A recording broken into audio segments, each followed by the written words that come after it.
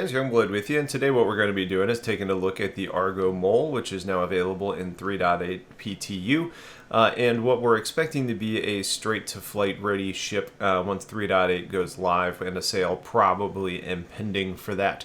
I believe I have access right now, and I believe others should that have an Orion right now, because this should be the loaner for an Orion. So if you have one of those and you have PTU access, feel free to go check it out yourself. But what we have here is an Argo ship, and from the Argo line, we've got obviously the Argo cargo and the personnel transport, the little versions. Then you also have the SRV, which is basically the tow ship.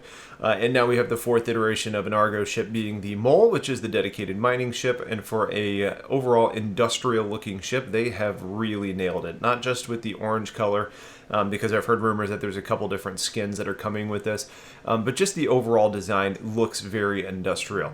When we actually look at this ship, you're going to notice that you've got the cockpit, which is right up here. Up top, you can see my character in there as well. There are two seats. We'll take a look at the inside in just a minute. And then we have a couple different mining arms.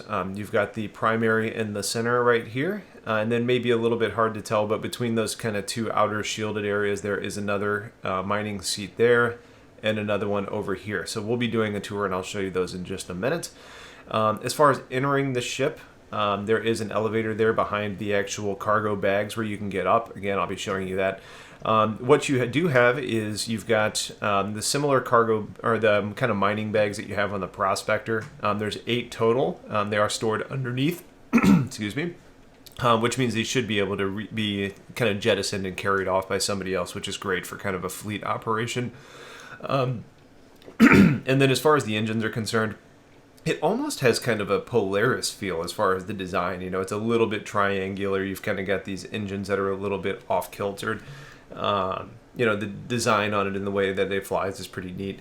You'll actually notice that these engines, especially the ones on the outside, will kind of rotate a little bit as you go into landing gear. So there you go. Landing gear pops down, and you get an entirely different engine formation, which is pretty slick. And then you've got, you know, kind of the 3 landing gear that you would expect to see. Weaponry on this is going to be very, very limited. You've got a couple guns that kind of sit on either side of the cockpit, but again, this is not a ship that you're going to do any combat with. That being said, with 3 mining lasers, technically if you have a stationary target or somebody that's moving very slowly and very closely, you could potentially do a significant amount of damage, which would be pretty cool, but I would say don't count on that if you want to survive for much. Inside here you do have several different MFDs. You've got 3 above you. You've got your radar right here. You got some controls on either side. It's interesting that you have kind of these bright pink screens, which I expect to be replaced with something else later.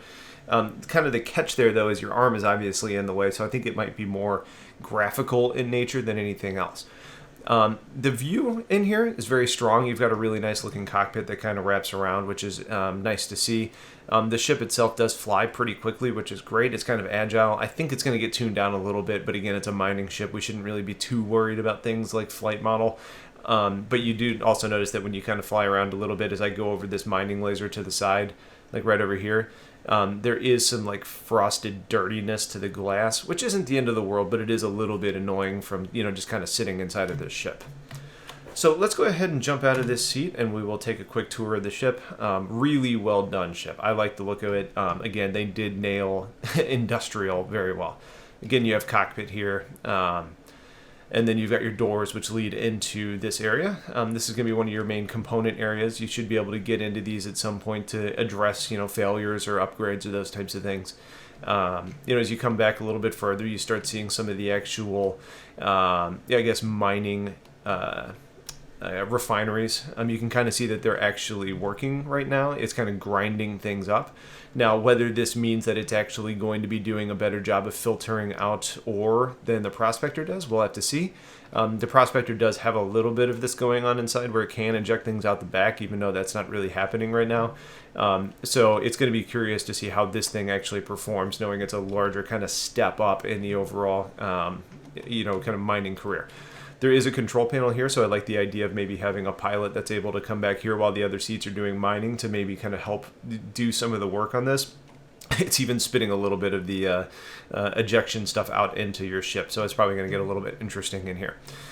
Once you go a little bit further back, we get into kind of the crew quarters. Again, there are components in here. It is strangely kind of homey and industrial all at the same time. You've got kind of a rugged looking little dining table here. You have some of the similar padding here that we've seen on some of the other ships. The Retaliator has a little bit of this. The Caterpillar has a little bit of this. You know, in here you've got a pretty beefy coffee maker. This almost reminds me a little bit of the Rocinante, just not as fancy. Over here, you actually have a door with a ladder that takes you downstairs. We'll show you that in a minute because that's going to be pretty relevant. It does have some labeling on the wall, so like O2 deck, so we're on the second layer. I mean, it's a 2-layer ship. It shouldn't be too confusing to figure out where you're at. 4 beds, I was pleased to see that. That means you've got your 3 turret gunners, we'll call them, and your pilot, so you could technically have your whole crew be able to log out if you need to and save your location, which is great to see. In the back, you have a shoilet. So you're going to have your standard toilet and shower, along with some, I guess, storage or whatever you want to call that. And then back here in the crew quarters, you're going to notice that there are EVA suit access. So I think what's going to happen here is you can hang up a suit, and it should be your storage. So if you need to go outside the ship, that will be helpful. You'll also notice another one right here. There's a real reason why that is important, and we're going to go ahead and show you that now as we go down to the bottom layer of this ship. And that has to do with the way that the actual turrets are described, or the actual turrets are working. And I just realized that those pink things are stuck to me. Maybe they're not even a part of the ship. Alright, well, there's the joys of PTU, folks. So maybe that's not actually something in the cockpit, so we won't worry about that too much. Either way, now that we're on the bottom layer, you can see it is much more, it's a little more dim, it's a little bit more dark. You do have more component access back here, so your jump drive is going to be slated for this spot. Again, you have some screens that maybe we'll get to control a little bit later. Again, these look like component housings and computers and stuff, so there's going to be different areas where you need to access. Once you come down here, you're going to see that this is actually the primary way in and out of the ship. It's an elevator. Considering we're in free flight, I'm not going to use that because it gets a little bit wonky when you go to EVA, but just know once the ship is landed, you're going to be coming in on that. And then these 2 doors on either side are going to be really accessing your mining turrets. You come out here and you kind of have this interesting like corrugated steel appearance. You've got the double airlock, which is great. You also have another EVA suit access. And the reason that this is also important is because the way that these actually, because the way these turrets actually work. It is strangely dangerous and strangely designed. Either way, you're going to notice, you can see that, the wing kind of folds up out of the way, the arm kind of moves down from the ship, and then you move out forward into the actual position to do your mining. Now we're going to go ahead and go into third person so you can get a better idea of what this actually looks like. And you're going to see it right there. That little like shielding moved up, the whole mining arm moved down, and then your little character is sitting there extended. Now I'm going to try and zoom in on this. I'm not great with the camera mode here, but you're probably noticing that you're just a dude in a spacesuit, not protected from anything. You're just kind of in this little mining arm. Now, the good news is that this mining arm seems to have pretty good range. And I think ideally, if you're talking about doing mining, you're talking about really tag teaming to where, your primary guy up front is the closest one to the actual rock, and this guy in the back is actually providing some supplemental work. We'll go ahead and fire up the laser, and I'll spool it up a little bit so you can see it. It's firing right above. Again, you can see it's got really good range, so you can kind of envision how you're kind of supplementing the work in the front as opposed to actually being the primary guy. Now, there's nothing that says you can't come over here and shoot off to the side at your own rock. I mean, that should be totally fine. And then you can switch over to, your collection mode too if you want. So, I mean, there's options as far as how you can do this. And I think the fact that it's got good range is what's going to really kind of help this. But for those of you that are a little bit more familiar with mining, you are also aware that there are some very real dangers that if you overcharge a difficult rock, you are very likely to have it explode. And sometimes that can even explode your ship. So if you're an exposed character, that could be a little bit kind of sketchy or a little bit dangerous. So, I mean, something that'll be interesting to see. I don't think you're going to be able to wear armor in here at all, so I don't think I'd really worry about that. But it is going to be interesting to see how that all plays out. On the other side of this ship, you do have the other access to get to the starboard side. So we're going to go ahead and go back up, and I'm going to show you the front turret just because that's the one that's a little bit different from the other one. And then we'll go ahead and probably wrap this up. Just so you guys know, my plan with this is to actually get in with PXP and do a little bit of mining with this and really compare it to the Prospector just to see how effective it truly is.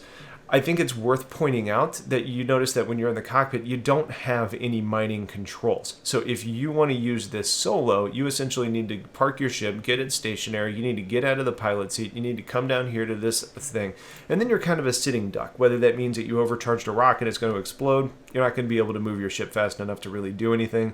If somebody comes in to try and engage you, you can't really fly off and do anything. So there's some real kind of concerns there as far as your functionality and your ability when you're actually using this ship solo, which makes me really continue to believe that the Prospector is likely still going to be your best bet if what you're wanting to do is solo mining. Now, if you have people that are going to be helping you out, I mean, there's no doubt that this is going to be more effective as far as actually how you can do things, how much you can collect. But again, it's going to really be, it is 4 Prospectors going to be more effective than 1 mole, because you can have four people fly 4 Prospectors, and you really need 4 people to be effective in this.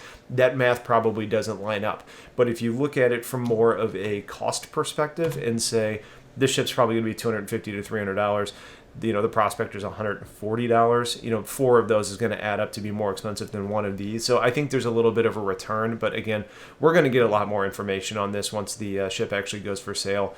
I think it's going to go for sale right as they decide that 3.0 is going to go to live, because this is supposed to be flight ready for 3.8. So we'll have to see if that actually ends up being the case. But that's kind of what my hunch says. And once it actually does go for sale, which may even be today, they do like doing sales on Fridays, and we're coming up on that Christmas holiday, so it wouldn't surprise me at all. I will have a should you buy out for you then. But that's really it. For now, I just wanted to make sure you guys got a good look at this ship. If you guys have any questions on it, please let me know. And then, yeah, like I said, we have a should you buy coming soon, as well as a, functionality or kind of a comparison video to the Prospector pretty soon. So that's it. Hopefully you guys have yourselves a wonderful day. Thanks for watching, and take care.